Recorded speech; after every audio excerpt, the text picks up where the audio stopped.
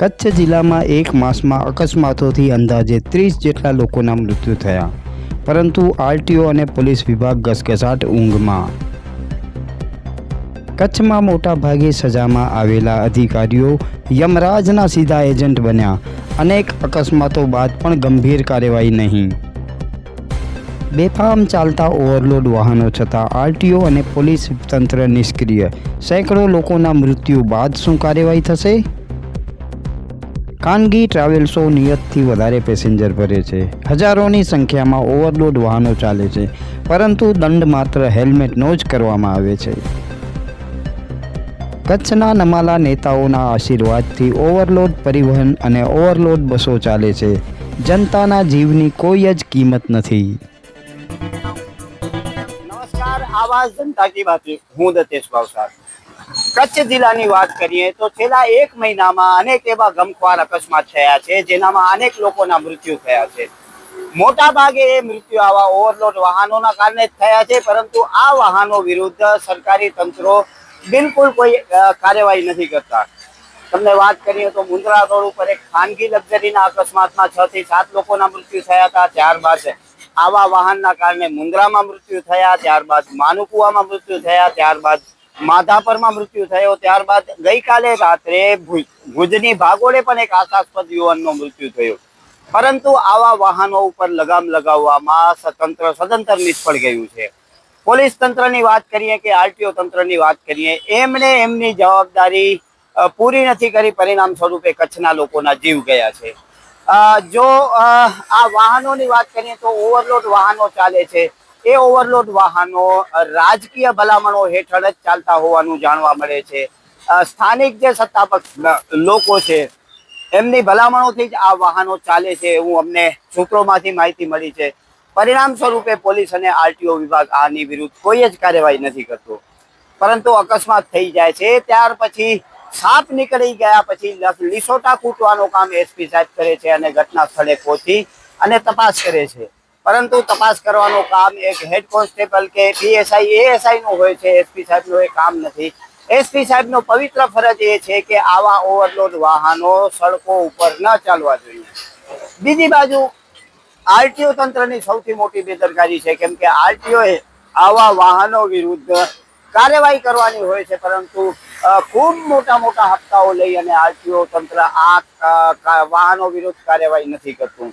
રોજની હજારોની સંખ્યામાં ઓવરલોડ મીઠા ભરેલી ગાડીઓ, ઓવરલોડ અનેક ટ્રકો ચાલે છે, પરંતુ એ ટ્રકો વિરુદ્ધ કોઈ જ કાર્યવાહી નથી થતી। પરિણામ એવું આવે છે કે છેલ્લા એકાદ માસમાં લગભગ 20 જેટલા કચ્છના લોકોએ જીવ ગુમાવ્યા। આ ગંભીર બાબત એટલા માટે છે કે જો આ બાબતે આપણે કચ્છના લોકો જાગૃત નહીં થઈએ તો આવતીકાલે આ વાહનો આપણે પણ હડફેટે લેશે, આપણા પરિજનોના પણ મૃત્યુ થશે અને અકસ્માત બાદ આપણે માત્ર મરદા લેખવાનું કામ કરીએ છીએ। અમે આ બાબતે આજે કલેક્ટર સાહેબ, એસપી સાહેબ, આરટીઓ સાહેબની મુલાકાત લેવાના છીએ। એ શું કહે છે એ પણ અમે આપને જણાવીશું, પરંતુ સૌથી મોટો પ્રશ્ન એ છે કે આ ઓવરલોડ વાહનો રસ્તા ઉપર કેમ ચાલે છે? આ વાહનો ન ચાલવા જોઈએ। વધારામાં આ વાહનોની જે કંપનીએ વાહન બનાવેલા છે, બ્રેકિંગ સિસ્ટમ એની કેપેસિટી પ્રમાણે હોય છે, પરંતુ ઓવરલોડ ભરેલા હોવાથી આ વાહન સમયસર બ્રેક નથી થતા અને ખૂબ જ મોટા અકસ્માતો। સાહેબ, કચ્છ જિલ્લામાં એક માસમાં છેલ્લા 8 અકસ્માતમાં 20 થી 22 લોકોના મૃત્યુ થયા છે અને મોટાભાગે કારણ એવું જાણવા મળ્યું છે કે ઓવરલોડ વાહનના કારણે થયું છે। તો શું આપનું માનવું છે? એવા ઓવરલોડ વાહન વિરુદ્ધ કાર્યવાહી પણ નથી થતી? ઓવરલોડ વાહન વિરુદ્ધ કાર્યવાહી આપણે રાજ્ય કરવામાં આવે છે, તેમ છતાં આવું જાણવા મળ્યું છે અત્યારના આપણે મુન્દ્રા રોડ ઉપર જે બસનો મોટો અકસ્માત થયો છે, જી, એના વિરુદ્ધમાં બી આપણે બસો ઉપર બી કાર્યવાહી કરવા માટે સૂચના આપેલી છે। તેમ છતાં ઓવરલોડ વાહનો જે છે એના માટે બી સૂચના આપેલી છે। હમણાં માધાપરમાં 2 દિવસમાં 2 બનાવ બન્યા છે, જી, જે બહુ ગંભીર વસ્તુ કહેવાય। એ બાબત બી અમારી ટીમ જે રેગ્યુલર ચેકિંગ કરે છે, તે ઉપરાંત પણ સ્પેશિયલ ચેકિંગનું આયોજન કરી ઓવરલોડ વાહનો કોઈ ભરતા હોય, પેસેન્જર વ્હીકલની અંદર બી વધારે ક્ષમતા કરતા ભરતા હોય તો એના વિરુદ્ધમાં કડક કાર્યવાહી કરવામાં આવશે, જેની સર્વે નોંધ લેવી અને જો જરૂર જણાય અને એવા કોઈમાં અકસ્માત થાય તો એમના વિરુદ્ધ પણ ગંભીર ગુનો દાખલ કરવામાં આવશે। સાહેબ, દરરોજ ગાંધીધામ બાજુની 40 બસો ચાલે છે, મુન્દ્રા માંડવી રેગ્યુલર ઓવરલોડ બસો ચાલે છે. તમે સૂચના આપી છે તો એનો મતલબ એ કે સૂચનાનું પાલન નથી કરતા તમારા નીચેના કર્મચારીઓ.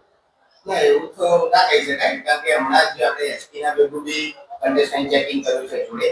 ઠીક છે, એની અંદર બી આપણે બસો ઘણો બધી ટેક્સ વગરની હોય, વધુ પેસેન્જર વાળી હોય એટલે આપણે જે બસો બી હમણાં રિટેન કરી, સ્કૂલ બસોનું બી ચેકિંગ કરવામાં આવ્યું છે. કે સ્કૂલ બસો હમણાં રિટેન કરવામાં અધિકારી દ્વારા આવી છે, જેથી ભવિષ્યમાં બી હજી આનાથી બી કડક કાર્યવાહી આપણે કરીશું અને આ જે દૂષણ છે બંધ થાય તેનો પૂરેપૂરો પ્રયત્ન કરવાનો. સાહેબ, મોટી લાઈનની લગભગ 70 બસો ચાલે છે, લોકલમાં 50 થી 80 બસો ચાલે છે, અને 2 બસ વિરુદ્ધ કાર્યવાહી કરવી મતલબ કે ઊંટના મોઢામાં જીરો જ છે. આ કાર્યવાહી તો કેમ જસ્ટિફાઈડ કરી શકાય?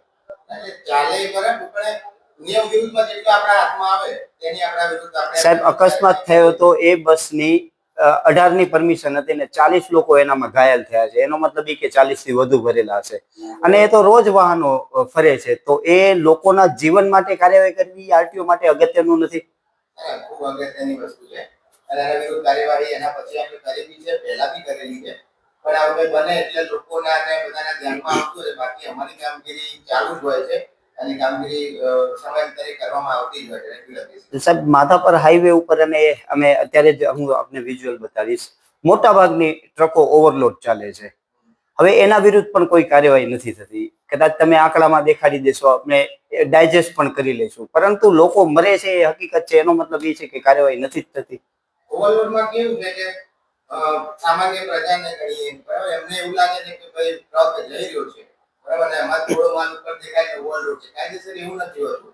વાહનની જે ક્ષમતા છે 55 ટન વાળા બી વ્હીકલ્સ આવે, 45 વાળા આવે, એ આપણે જોઈને એવું ના કહી શકીએ કે ભાઈ આ ઓવરલોડ છે. કોલસો ને ખૂબ ભર્યું હોય તેની અંદર સામાન્ય ઉપર ટેકરો હોય અને એનું વજન નથી હોતું. એટલે જોઈ જેટલા બી આપણા અધિકારીઓ ત્યાં 24/7 ડ્યુટી હોય છે અને એમાં એ લોકો બહુ સારું કામ કરે છે અને એમાં રેગ્યુલર એમના જે ઓવરલોડ વાહનો હાથમાં આવે એમને ચલણ ઇસ્યુ કરવામાં આવતા હોય છે. એટલે એ રીતે તો હું એમાં બીજું તો નહીં કહી શકું, પણ એના વિરુદ્ધ આપણે કડક કાર્યવાહી થાય જ છે. અને ઓવરલોડ વાહન એમ જોઈને લોકોને લાગે કે ભાઈ આ વાહનો જાય છે એટલે ઓવરલોડ છે, પણ એવું હોતું નથી કાયદેસર. સાહેબ, 22 ની કેપેસિટી વાળી બસો છે, એનામાં 50, એ તો નરી આંખે દેખાઈ આવે છે. એનામાં તો ક્યાં ચેક કરવાનો પણ પ્રશ્ન? હા, એના વિરુદ્ધમાં કાર્યવાહી આપણે રેગ્યુલર કરવામાં આવે જ છે અને હજી બી કરવામાં આવશે, એટલું જ કહી શકાય. તમને મેં અત્યારે 125 નો આંકડો લેખાડ્યો ને તમે 2 જ બસો વિરુદ્ધ, અને એમાં એક સ્કૂલ બસ છે. એ નહીં, જ્યારે અકસ્માત થયો એના બીજા જ દિવસમાં આપણે 4 બસો મૂકેલી છે અને રેગ્યુલર તો કામગીરી ચાલુ જ છે અને એનો જે આંકડો હોય આપણે રેગ્યુલર વડી કચેરીને મોકલતા જ હોઈએ છીએ. સાહેબ, પણ અમારું લોકોને જ્યારે મળ્યા છે, લોકોનું એવું માનવું છે કે આ કાર્યવાહી નથી થતી એટલે લોકોના જીવ ઉપર જોખમ. ના ના, એવું તો નથી. કાર્યવાહી કરવામાં જ આવે છે, એટલે એ વસ્તુ તો હું એમને કહી શકું કાર્યવાહી નથી થતી, થાય છે. ઓકે, નમસ્કાર, હું દત્તેશ ભાવસાર, આવાજ જનતા માંથી. તમને અમારી સ્ટોરી સારી લાગે તો લાઈક કરો, સારી ન લાગે તો અમને સૂચન આપો, પરંતુ સબસ્ક્રાઇબ કરજો જરૂર. નમસ્કાર.